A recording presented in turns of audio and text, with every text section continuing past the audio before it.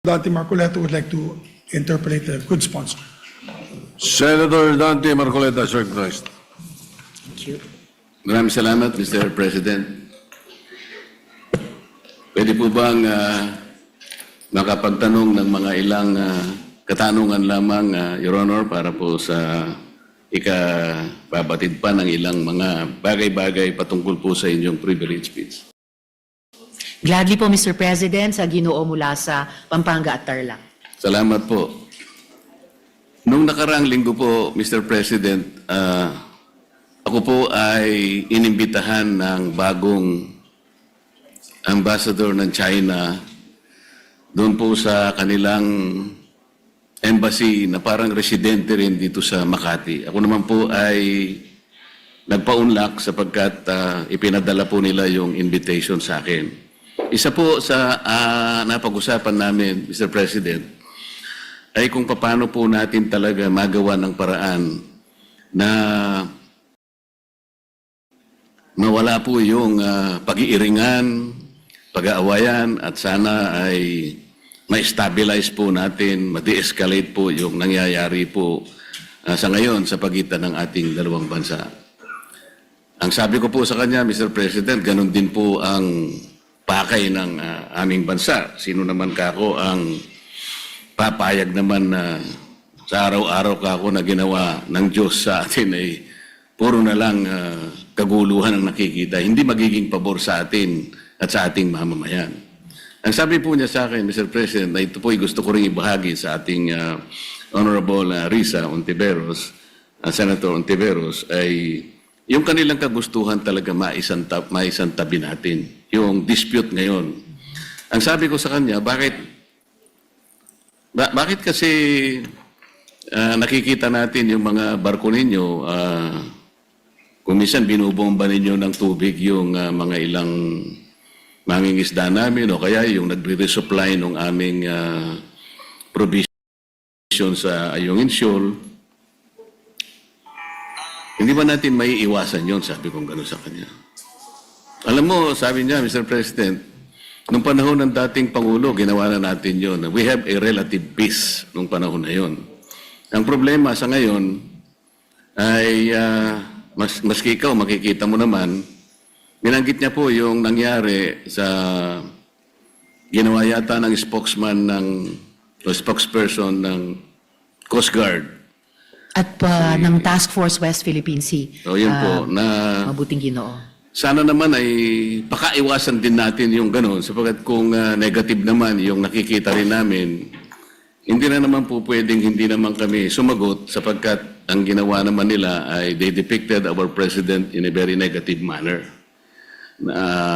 Tatlong cartoons yun na siyempre Pangulo namin yun, hindi naman pwedeng hindi namin sansalain o sabihin man lang sa inyong pamahalaan, huwag naman ganito. Siguro, ang itatanong ko po sa inyo, Your Honor, si Ginoong Tariela po ba ang ating opisyal na tagapagsalita kung pag-uusapan ay ang relasyon ng ating bansa sa ibang mga bansa, particular na yung China? Salamat, Mr. President, at sa mabuting Ginoo mula sa Pampanga at Tarlac.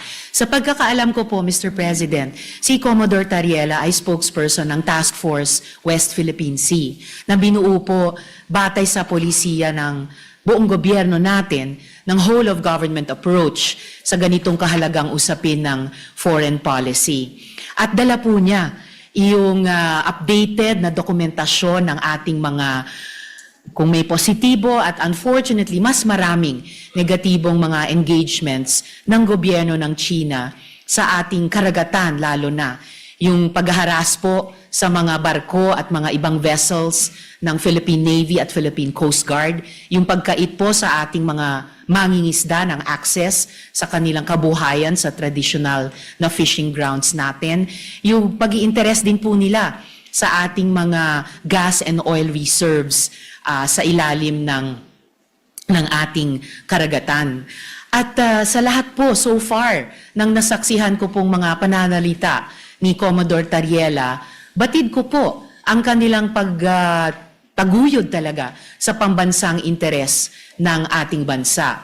Partikular dun sa incident na tinanong ng good gentleman mula sa Pampanga at Tarlac, nagsasalita si Commodore Tariela sa isang forum sa isa sa mga kolehiyo sa ating mga pamantasan at ipinakita niya kung paano kumikilos ang gobyerno ng China led by the Chinese Communist Party at kanilang kasalukuyang presidente. Kung pagpapakita lamang po ng visuals para gawing mas dramatic o graphic para sa mga estudyante, aba po, matagal na pong nanguna ang gobyerno ng China sa ating bansa at sa ating gobyerno, pati po sa iba't ibang mga opisyal ng ating gobyerno. For at least 1 decade, Mr. President, ang mga opisyal na pahayagan ng gobyerno ng China ay nagpapakita ng mga visuals din and overwhelmingly derogatory po ang kanilang mga ipinapakita. Nilalarawan ang presidente ng Pilipinas bilang isang megaphone lamang ng ibang bansa, dinodrawing na parang marionettes lang ang ating bansa at ating mga Navy at Coast Guard vessels ng interes ng iba pang dayuhang bansa. Wala pong ipinapakitang respeto at tahasang pambabastos sa ating gobyerno. So, dun sa itinaing ni Ambassador sa good gentleman mula sa Pampanga at Tarlac, di hamak na mas maraming dapat iwasto sa kanilang pakikitungo sa atin, hindi lamang sa karagatan, dun sa maraming insidenteng nabanggit na, kundi pati sa paglalarawan, literally and figuratively, sa ating gobyerno at ating bansa kapag nagsusumikap tayong magtahak ng isang independent at interdependent foreign policy, Mr. President. Salamat po sa inyong kasagutan, Mr. President. Alam ko po na si J. Tariela ay siyang tagapanguna ng Transparency Initiative sa ilalim po ng National Security Council ng ating bansa. Ang Transparency Initiative po, Mr. President, ay tinatawag na assertive transparency or measured transparency. Ano po ba ang pagkakaintindi ninyo sa assertive transparency or measured transparency, Mr. President? Sa pagkaintindi ko po, Mr. President, ang assertive transparency ay ibig sabihin, isa sa publiko, lahat ng mga importanteng engagement sa pagitan ng ating bansa at iba pang mga bansa, lalo na sa loob ng ating teritoryo. At particular dito, sa ating dynamic sa gobyerno ng China, ibig sabihin ay hindi magiging mahiyain ang ating gobyerno upang sabihin kapag nga may ganyang mga insidente tulad ng nagbunga ng pagkaputol ng daliri ng isang uniformed personnel natin, yung pansamantalang pagbulag at pagdinig sa ating mga personnel dahil gumagamit ng high-frequency radar o mga laser lights. At pati po yung gaya ng nabanggit na rin ng good gentleman mula sa Tarlac at Pampanga, yung pagkait na makaresupply tayo ng maayos sa ating mga personnel sa mga lugar sa loob ng ating karagatan at teritoryo. Na hindi tayo o hindi ang gobyerno magiging mahiyain sabihin ito sa ating publiko at pati sa regional at international community bilang mga bagay na lubos na ikinababahala at nais iwasto ng ating gobyerno, whether ang lehislatura o ang executive, Mr. President. Ang inyo pong binanggit, Mr. President, ay napapaloob dun sa definition ng assertive transparency. Ngunit kung inyo pong isasaalang-alang, Mr. President, yung assertive transparency, ito po yung merong strategic objective na sa bawat balita na ating isa sa publiko o ipapaalam sa ating mga kababayan, ay kinakailangan meron tayong kaparaanan para sa ganun ay matiyak natin na ang ating paglalahad o pagbibigay ng impormasyon sa publiko ay hindi magiging cause ng panic o kaya ay maaring ma-misinterpret ng publiko. Ibig sabihin, meron pong kaakibat na responsibilidad na maiwasan natin ang hindi pagkakaunawaan. Kasi pag nagkaroon po ng misinterpretation, lalo pong lalala ang isang maliit na problema. Yun nga ang nangyayari po sa atin ngayon, Mr. President, papalaki ng papalaki. Siguro kung pakakaiwasan pa natin yung mga bagay-bagay, lalong-lalo na sa pagsasalita ni spokesperson Tariela, imbes na po siguro papaliit ang ating problema, baka lalong lumalaki. May kasabihan po kasi tayo, Mr. President, na ang pagkakamali ay hindi may tutuwid ng isa pang pagkakamali. Maaring sabihin natin, may mali ang China. Ngunit, kung halimbawa sa kanyang paghahayag ng mga bagay-bagay na maaring malaman ng publiko tungkol sa mga inaakala nating pagkakamali o ginagawa nilang mali sa West Philippine Sea, siguro yun ay paalam natin sa paraan na hindi tayo makagagawa siguro ng lalo pang mas malaking pagkakamali na katulad po ng ginawa niya. Kailangan po bang gumamit pa siya ng mga cartoon caricatures para ipakita niya ang Pangulo ng China sa isang negative at isang nakakahiyang mga pamamaraan. Alam po ninyo, Mr. President, dito sa ating tinatawag na West Philippine Sea na kinukuwenta nga nila yan, ito'y halos equivalent ng ating exclusive economic zone. Mas marami pa pong features ang Vietnam na okupado kaysa sa China. Meron din pong features na nasa loob ng ating West Philippine Sea na ngayon ay sinakop o occupied ng Malaysia. Tinanong nga ako ng Chinese ambassador, sana man lang o kaya gusto naming mangyari kung paano nyo pinakikitunguhan naman ang Vietnam sapagkat claimant din naman sila, pare-pareho tayong claimant. Sana hindi naman yung paraan na parang kami masyado naman kaming kontrabida. Yung Malaysia, nandun din naman. Pagpupunta rin naman yung barko ninyo doon, tinataboy din naman kayo. Totoo naman po yun, Mr. President. So, sa ganito pong mga sitwasyon, kaya ko po naitanong kanina, Mr. President, kung si Ginoong Tariela ang pinaka-spokesperson ng ating bansa, kung pinag-uusapan ay foreign relations. Kasi po, ito po, sa sarili po niyang statement, doon sa kanyang panel discussion organized by Strat-based ADR Institute, ganito po yung sinasabi nila, Mr. President. Not every event in the West Philippine Sea is openly released to the public. The info must first go through the Information Working Group. Ito po ay kinabibilangan ng mga sumusunod, Mr. President, DND, AFP, DFA, DOJ, National Security Council, at saka yung PCG, yung Philippine Coast Guard. Ito po yung National Task Force sa West Philippine Sea.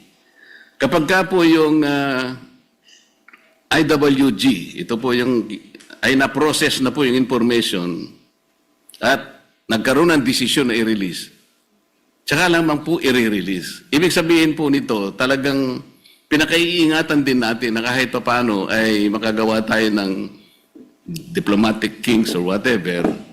Ganun po dapat sana ang magpakaingat sana sila. Lalong-lalo na nga po ay meron na nga tayong problema. Karaniwan po kasi sa mga bansa na merong ganitong disputes, kagaya po ng sinasaad po ng ating Book 4, Title 2, Chapter 1 ng ating Executive Order 292, Mr. President. Ito po yung tinatawag nating Administrative Code of the Philippines. Pagka pinag-uusapan po ay foreign relations talaga, ay ang Department of Foreign Affairs ang dapat po sana ang opisyal na magpapaliwanag o magko-convey ng ganong klaseng pagpapaliwanag o anumang gustong i-convey sa ating mga karatig bansa. Ginoong Pangulo, masasabi po ba natin na si Ginoong Tariela ay nakikipag-coordinate sa bawat salitang bibitawan niya sa publiko, lalong-lalo na yung sinasabi niya na kailangan informahan ng public. Kiniklear po niya kaya ito sa Department of Foreign Affairs, gayong ito ang official organ ng ating pamahalaan. Para sa ganun ay maiwasan po natin ang lalo pang pagkakamali. Sa tingin ko po, Mr. President, dahil meron tayong pong presumption of regularity, lalo na sa pagitan ng lehislatura at saka ng executive, opo, nananalig ako na nagko-coordinate si Commodore Tariela, nagko-coordinate ang buong National Task Force on the West Philippine Sea sa lahat ng mga departamento na bumubuo at gumagabay sa kanila, lalo na ang Department of Foreign Affairs. At bilang miyembro ng lehislatura, hindi po ako makikialam kung ano ba ang mga dynamics nila or kung maganda ba or hindi maganda ang kanilang working relationship on any one day or the other. Basta para sa akin po, bilang isang mambabatas, meron akong presumption of regularity dun sa pagkilos ng buong National Task Force on the West Philippine Sea, and in this particular case, lalo na kay Commodore Tariela. And i-shift po natin o lakihan po natin yung magnifying glass na meron po tayo ngayon. Ang problema po ay hindi kay Commodore Tariela. Ang problema talaga ay sa kondukta ng Chinese government sa kasalukuyang dynamics. Kung sumasakit ang loob nila dahil ayon sa kanila masyado naman silang kontrabida. I'm sorry, in this particular case, sila talaga ang pinaka-kontrabida. Hindi po nila pwedeng sabihin na mas marami namang ino-occupy ang Vietnam, may mga kasalanan din ng Malaysia. Opo, alam natin may iba't ibang claimant country sa buong South China Sea at yung iba ay kumbaga karibal din natin sa mga claims natin bilang Pilipinas. Pero hindi naman ina-attack ng Vietnamese Navy ang Navy at Coast Guard natin. Hindi naman dinedenay ng Malaysia ang mga mangingisdang Pilipino makapangisda sa sarili po nating karagatan. At I beg to disagree, Mr. President, with all due respect sa Ginoo mula sa Pampanga at Tarlac. Ang pinag-uusapan po natin at ang pinagmumulan nitong mga malalim na pagkabahala natin, hindi po ito maliit na problema. Napakalaking problema po nito. Isa sa malaking problema natin sa ngayon. At ayaw nating magpanik, ayaw nating mag-misinterpret. Pero saan ba nagsisimula ang maaring ikatakot? Saan ba nagsisimula ang hindi lang maaring, kundi nagigit talagang pagmumulan ng hindi pagkakaintindi? Yun po, in largest part, dahil sa kondukta ng Chinese government laban sa atin, lalo na sa karagatan, at ngayon, gaya po ng nabanggit ko kanina, pati na po sa internet, na kumbaga, sila nga ay nagiging problematic sa atin, gusto man nating pareho na lutasin ito, pero bukod sa ginagawa nila sa atin sa ating laot, sa Navy, Coast Guard, mga mangingisda, sa ating buong sambayanan, gusto pa nila patahimikin kapag may mga pinuno ng gobyerno sa executive man o dito po sa legislature na magrereklamo. Ang tawag ko po dyan, Mr. President, sa ugali ng Chinese government, gaslighting. Sila na nga ang gumagawa ng mali, mamasamain pa nila kapag pinuna ng ating panig, ng ating gobyerno, tayo pa ang may kasalanan at sila pa ngayon ang biktima. Classic gaslighting behavior po yun. Napaka-negative na psychology yan kung sa individual na tao po or kung sa interpersonal na mga relasyon. And dapat huwag gagawin yan, huwag gagamitin yung ganyang cheap tactic nila, lalo na po sa foreign relations. Lalo na kung totoong gusto nilang lutasin natin ng maayos ang hindi maliit, kundi napakalaking problema nito, Mr. President.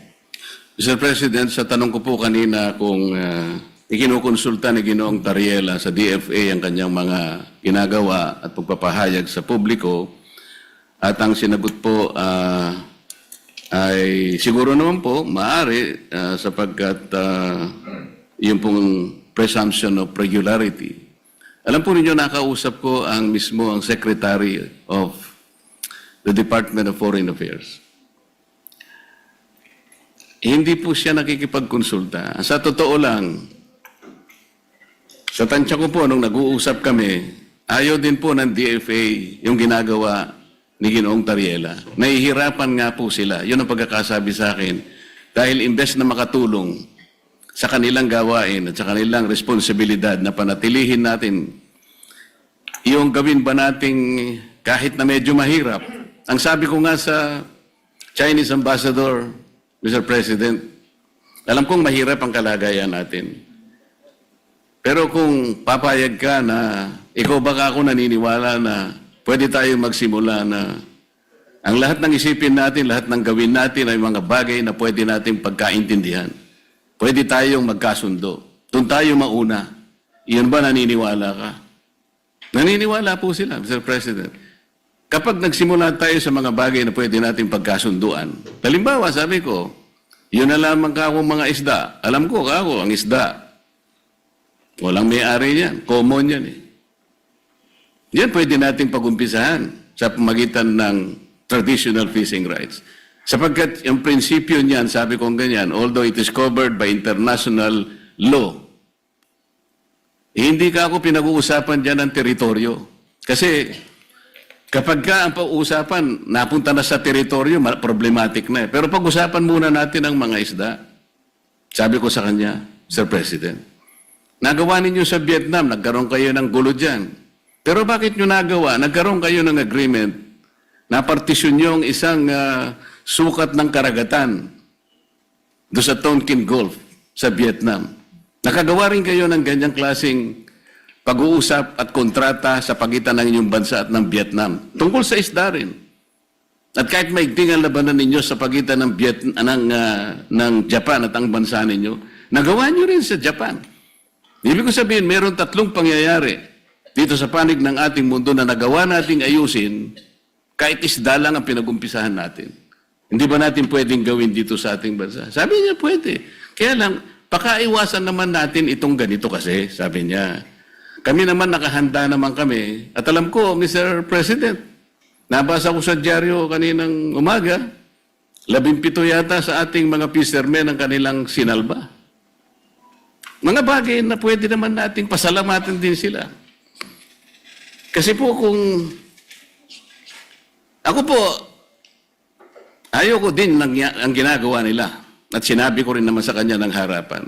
Bilang Pilipino, sabi ko, masakit naman ka ako. Makita ko yung aming mga mangisda na talagang kinakanyon yun ng tubig. Naintindihan naman namin yun, sabi niya. Kaya ang gusto namin, makagawa tayo ng mapag-umpisahan natin. Ngayon, kung halimbawa si Commodore Tariela, habang nag-uusap tayo, nagpapakita ng ganitong mga memes at saka yung mga caricatures na negatibo, Mr. President, hindi po nakakatulong eh. So, ano po ba yung ating moving forward? Wala na ba tayong gagawin kundi puro patotsadahan na lang? Hindi po makakabuti sa pagitan ng dalawang bansa natin. Kaya lang naman po ako tumayo para imungkahi ang ilang bagay-bagay sana na makakatulong. Maaring mahirap po sa umpisa. Ang imumungkahi ko nga po sana, Mr. President, kung meron po tayong panahon sa ating mga committee hearings, imbitahan po natin ang Coast Guard, ang Department of Foreign Affairs, at kung sino po ang may kinalaman dito sa West Philippine Sea, o kung tawagin po natin ay Exclusive Economic Zone, sa pagitan ng napaloob po sa South China Sea. Para po yung komplikasyon po dito na napakarami, kasi yung batas po natin at yung ating administrative issuance na nangyari sa mga nakarang araw at yung mga ginawa nating batas kamakailan lang, hindi ko nagkakamali 2024, hindi po consistent talaga eh. Lilitaw po meron tayong mga bansa, meron po tayong mga features na inoccupy natin. Labas po sa ating exclusive economic zone. Ipakikita po natin yun. Kasi kung wala tayong masusing pag-aaral, nababanggit ko nga po kung minsan, Mr. President, hanggang ngayon, wala po talagang malinaw na coordinates kung ano ba talaga ang pinaka-area ng ating West Philippine Sea o exclusive economic zone. Siguro magsimula po tayo doon kasi yung iba, misinformation na po yung lumalabas eh. Napaka-komplikado po nito kung pag-uusapan po natin yung mga features na yan at kung ang magiging centerpiece po ng ating foreign policy, ipag-awayin na lang natin ang mga bato sa South China Sea. Palagay ko po, nalilihis po tayo. May malaki po sigurong mga dapat pag-usapan at napakalaki ng China, napakamayaman ng ekonomiya ng bansa na pwede po natin sigurong maging siguro kakampi sa mga darating pong mga panahon kung maisasantabi po natin ang mga sigalot na namamayani sa ating bansa. Maraming salamat po, Mr. President. Maraming salamat po sa ating Senator Risa sa pagkakataong binigay po sa inyong lingkod. Salamat po. Salamat po, Mr. President, at sa mabuting Ginoo mula sa Pampanga and Tarlac. Pwede ba nating maging kakapi ang China? In principle, bakit hindi? Pero pwede ba nating maging kakampi ang China kung ipagpapatuloy niya ang pinaggagawan niya sa ating karagatan, sa internet, at laban, nagsimula na siya, laban na sa mga opisyal ng ating gobyerno, both sa executive at sa legislature. Wala akong maalalang previous incident, Mr. President, na kahit sinong ambassador ng ibang bansa dito sa Pilipinas ay nag-post sa embassy page nila ng ganyang banta ng kanilang spokesperson ng Chinese Foreign Ministry laban sa mga opisyal natin na nagsasalita lamang para sa pambansang interes. Pati kay Senator Erwin, meron na po silang post na Mr. Senator. Bukod kina Commodore Tariela, Senator Kiko, Representatives Chel at Laila, at sa akin din po. Pwedeng maging kakampi kapag itinigil yung ganyang mga gawi ng isang hindi kakampi, mga gawi ng isang hindi kaibigan. Pwedeng maging kakampi. Hindi simpleng isa-isang tabi yung sigalot na sabi nila tayo ang may kagagawan, na kapag nagreklamo tayo, tumutol tayo sa kanilang maling gawi sa ating Navy, Coast Guard, mangingisda, bayan, sasabihin nila, masyado naman kayo isa-isang tabi niyo yan. Hindi po. Yan ang gustong mangyari ng isang bully tulad ng gobyerno ng China, na hindi sila maging accountable sa ginagawa nila sa atin at simpleng iaatras natin ang ating pagreklamo. Wala pong bully, whether sa playground o sa rehiyon o sa mundo, na nagrespeto sa binubuli niya, liban kung tumindig ang binubuli niya. At yan po ang ginagawa ng ating bayan, yan po ang ginagawa ng ating mga opisyal na ngayon nilalait-lait po ng Chinese government at ng embahada pa nila dito. Taliwas po sa mga obligasyon nila sa ilalim ng Vienna Convention on Diplomatic Relations. And again, Mr. President, in closing, I would like to take strong exception. Hindi po patutsada. Hindi po patutsada ang ginagawa ni Commodore Tariela. Hindi po patutsada ang ginagawa ni na Senator Kiko, Senator Erwin, Representative Chel, Representative Laila, ako at dumadami pang mga Pilipino. Hindi po patutsada lang yan, Mr. President. Yan po ay seryoso at marubdob at sa kaso ni Commodore Tariela matagal nang pagtutol sa maling pagtrato sa atin ng ibang gobyerno at pagtaguyod po sa interes ng ating bayan. So, maraming salamat po, Mr. President, at salamat muli sa mabuting Ginoo mula sa Pampanga at Tarlac, at naway narinig po pati ng ating lahat ng ating mga kababayan na patuloy po tayo maging mapagmatsyag at malinaw ang mga tenga at isip natin kapag nakakasaga po tayo at mukhang palawak ng palawak at patindi ng patindi ang ganyang disinformation o tahasang pagbabaluktot ng Chinese government o embahada nila dito sa Pilipinas sa mga totoong nangyari. Dahil saan po tayo magbabatay sa conflict resolution at saan po tayo babatay sa tunay na pagkakaibigan kung sakali, kung hindi sa katotohanan at katotohanan lamang. Salamat po, Mr. President. Okay, Majority Leader. Thank you very much, Mr. President. Mr. President, I move that the speech of the Lady Senator, together with interpellations, be referred to the Committee on National Defense. I so